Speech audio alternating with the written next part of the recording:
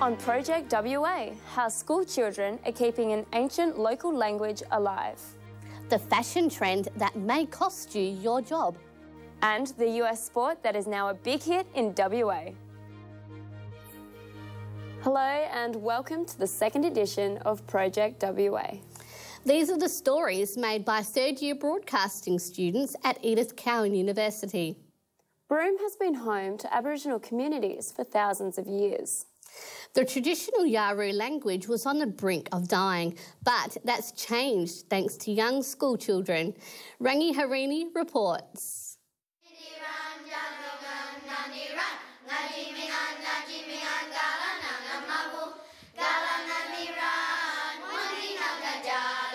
That for non-Indigenous kids and Indigenous kids of the Broome community, it is important for them to understand and know from a local perspective information about the language and culture that it has existed here and survived here for thousands of years, so that they become more comfortable within their environment and knowing their fellow brothers and sisters. Growing up, Dahlia was forbidden to speak her parents' language. She's been working at Cable Beach Primary School for many years, teaching children about her culture, Yarra culture. It's learning a different language and it's really interesting. Because it's a dying language and I think learning it and trying to keep it alive is very important.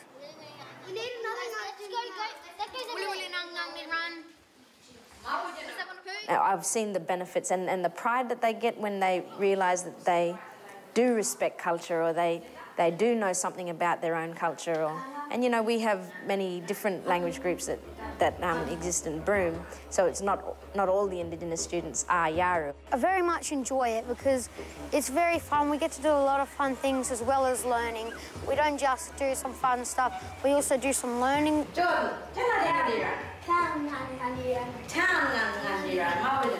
I think it's really important if they're taught from an early age, they're developing that respect and that understanding of other cultures quite early, and then that actually irons out some of the, you know, more complex parts of dealing with that when they're older. So our school's very fortunate to have had the language program here for more than 20 years. Principal Suzanne Temple says it was respectful and it was common sense to have Broome kids learn about local Broome Aboriginal culture. The Yarra language class has become increasingly popular with many students. And it's keeping a culture and a history and a language alive, so I think it's vital that we have the program in our school. I am Aboriginal, so it actually is very fun. Does it make you proud? Yes, it does. The health of the Swan River is continuing to cause concern. Some experts feel that unless radical action is taken, the river can't survive. Amber Johnson has more. It's one of Perth's most beautiful icons, but in the Swan's case, beauty is only skin deep. As a few metres below lurks the true story. It's dark, it's nutrient-rich, it's low oxygen, and very little can live there. And then if you look around the surface, if you're a careful observer, I mean, the surface looks okay, but you don't see a single bird anywhere. Whereas 20 years, 30 years ago, there would have been flocks of birds everywhere. Two versions of the Swan River shot on the same day show a vast difference. Unfortunately, nature has been not kind to itself. It puts on a pleasant appearance when, in fact, underneath it's dead. Nutrients from farming, housing and industry are entering the river at an excessive rate. Nitrogen and phosphorus levels are so high, no life can be sustained. That excess fertiliser, just like they grow plants well in our gardens, they fuel algal blooms so that there's more algae growing in the rivers than what would naturally occur. As algae blooms die, bacteria consume them. In this process, bacteria also consumes oxygen, suffocating the life out of the river. Auditor General Colin Murphy's August report to government says despite conservation efforts, the river isn't properly protected and is in crisis. Obviously, for people who live in Perth, I mean, the Swan Canning River system is critically important to us. So it is, as the heading says, our heritage and our future. His report proposed two plans. One is a river protection strategy, the other a report card that fully spells out to the public the seriousness of the problem.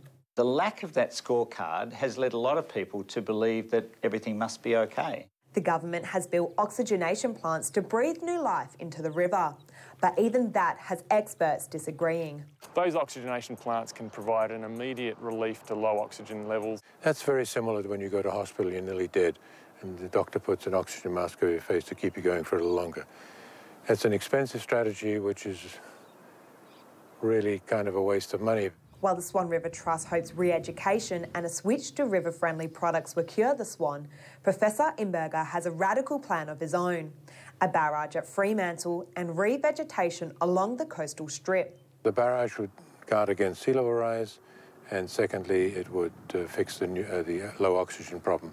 If we replanted about 20% of the coastal strip, most of the rain would come back into the catchment and the rivers would flow more healthily. This is nirvana. This is paradise on earth. It could be. And we're letting it slip through our fingers. Coming up, the popularity of tattoos. But what are the hidden costs? It used to be mainly prisoners and sailors who had them, but tattoos have never been more popular.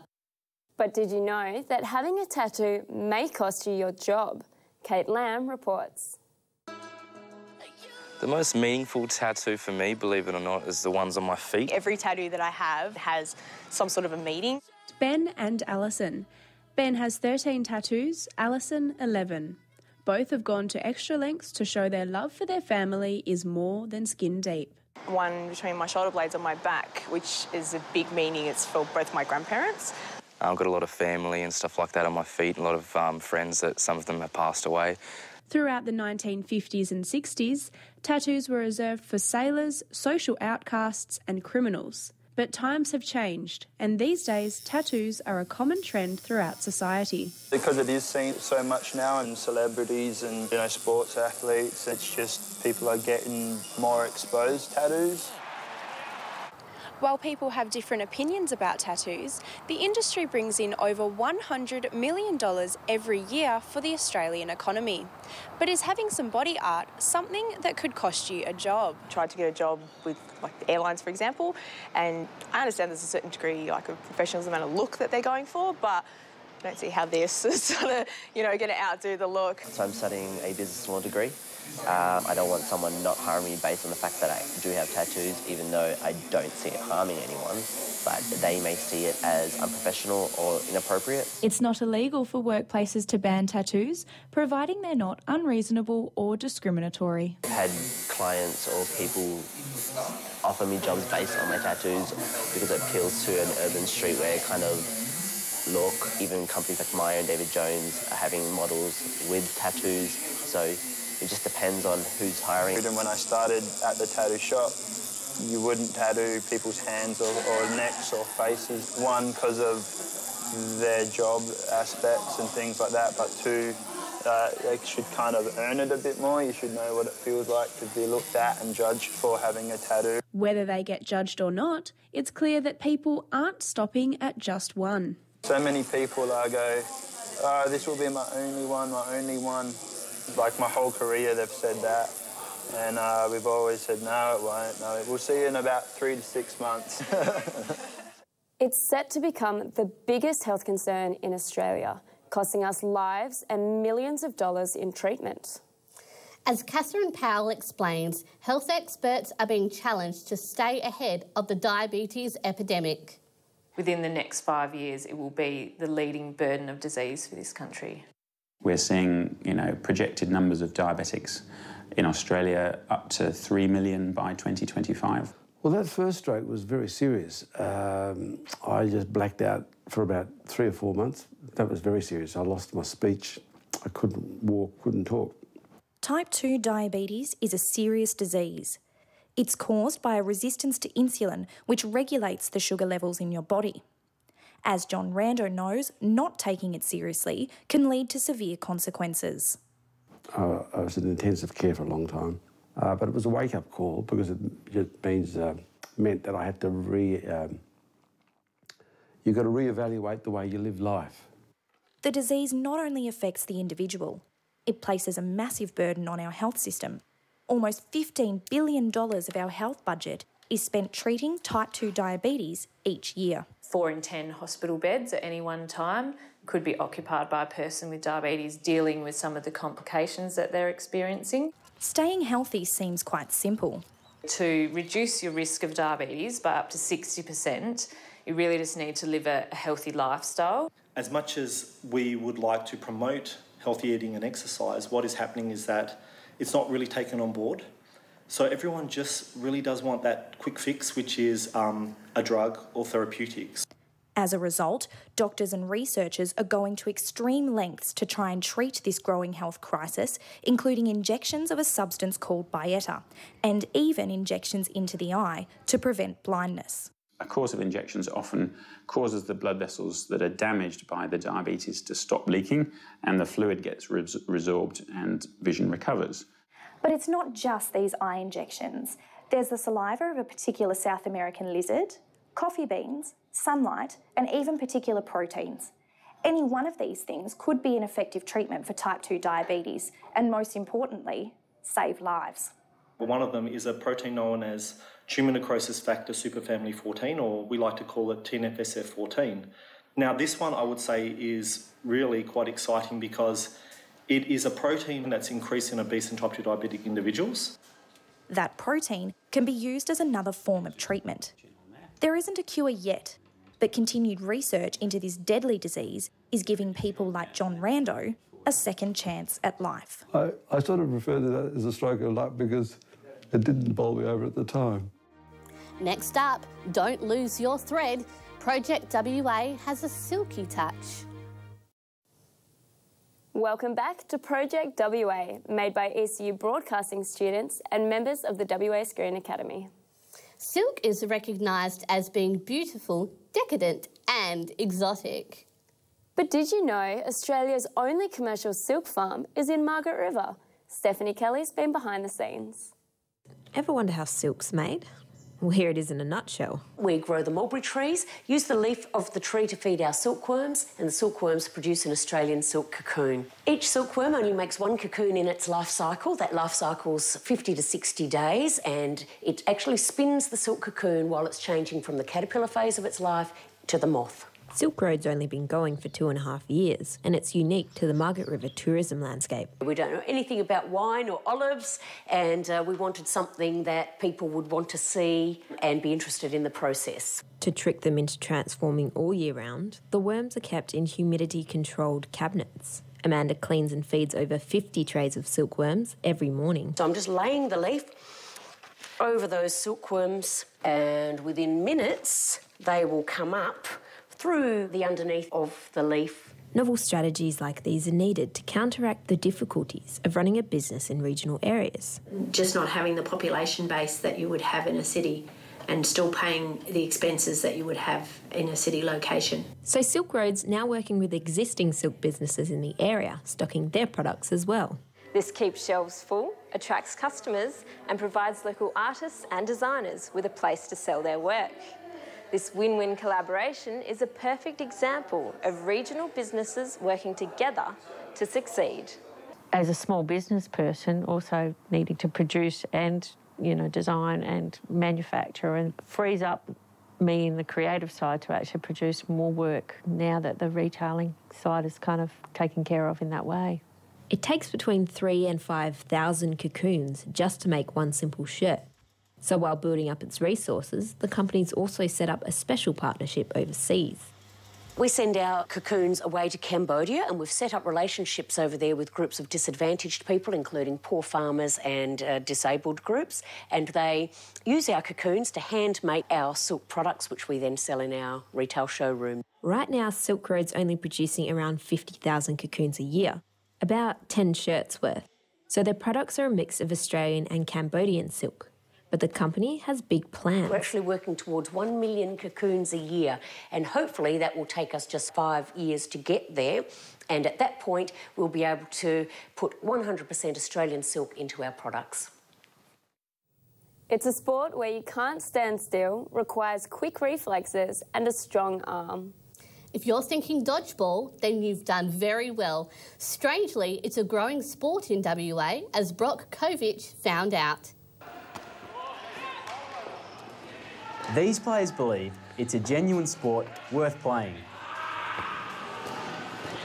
Surprisingly, a really competitive game, so teams are always getting right into it and always there to win. So occasionally a bit of white fever kicks in, but usually pretty well behaved.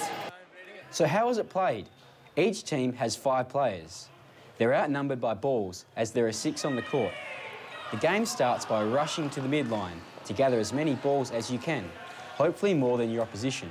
If you are hit by the ball, you are eliminated. But if you catch the ball, you eliminate your opponent, and you then get one of your eliminated players back. The scoring system changes from venue to venue, but basically the aim is to stay in the game and not get out. It's kind of like a sport for everyone, like people with injuries and stuff. You can still play and you can play at your own pace, so if you're not that fit, it's okay, you can go slow, and if you are, then you can go nuts. The sport in Australia still has some way to go to match the USA, where 24 teams compete across 2 conferences in the National Dodgeball League.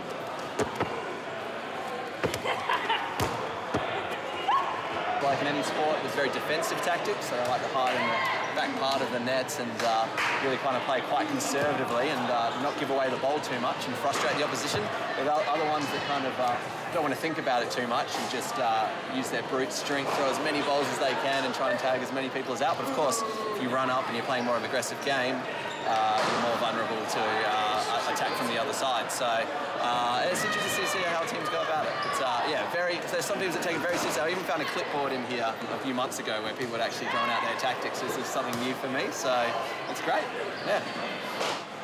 Everyone rolls in every week, you know, build their week around their Thursday night social dodgeball. Coming up, how do you make a TV show like Project WA? Australians watch thousands of hours of TV every year, but have you ever wondered how shows get put together? It looks easy, but we've learned it's not. Samantha Akers takes us behind the scenes of Project WA. I bet you didn't know that it takes roughly 30 students, 2 teachers, part of WAPA and the WA Screen Academy to produce 24 minutes of TV. Through our eyes as journalists, explain to people how things work. So that's what you see on the news, that's what you see on Today Tonight, those current affairs type of shows. You see these stories being told from different point of view, and I feel the opportunity as a journalist or as a broadcaster to do those things and to bring those stories into people's living rooms and into people's houses is a great opportunity. The media industry is constantly evolving, and when the audience wants their information, they want it now. It's changed massively. I don't think you can make the distinction now between, say, a broadcast journalist and a print journalist. They're all doing pretty much the same sort of job and have to be multi-skilled. There are no longer separate people for each job. As well as reporting, broadcasters are now their own producers, camera operators and editors. Our teachers are industry professionals. They know what they're talking about. Well, this is what the situation is today, and it's going to be nice and it's going to be cloudy, and, you know, here's what's happening on, you know, if you're rigid, it's going to come through. So you've got to be far looser. And they don't mind having some fun while they're teaching us. Yeah. Okay, we don't want... No, I was over-accentuating it a bit. Come on. I'm leading. Glide, glide, glide. These kids get all the stuff. They try before they buy, and they actually hit the job market job ready. And that's brilliant for them, but it's also brilliant for employers. So I'm currently in the studios of Channel 7 Perth, and this is where a lot of the ECU students aspire to be once they finish university.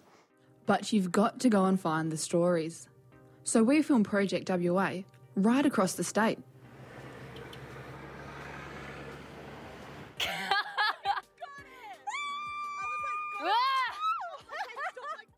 My first boss told me it's the most fun you can have with your clothes on. It still is a job if you have an inquiring mind, a clever wit, if you can sort the wheat from the chaff very easily, and if you like people, this is still a really great job. We hope you've enjoyed the look behind the scenes at ECU and our program, Project WA. We'll leave you with a music video made by our colleagues at the WA Screen Academy.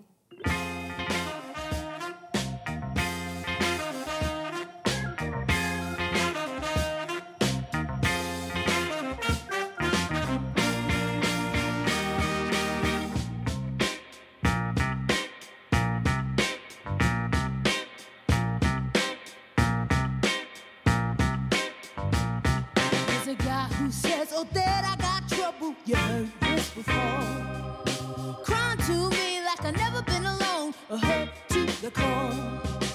It pains me deep just to see this way, but baby, you ain't got nothing to say.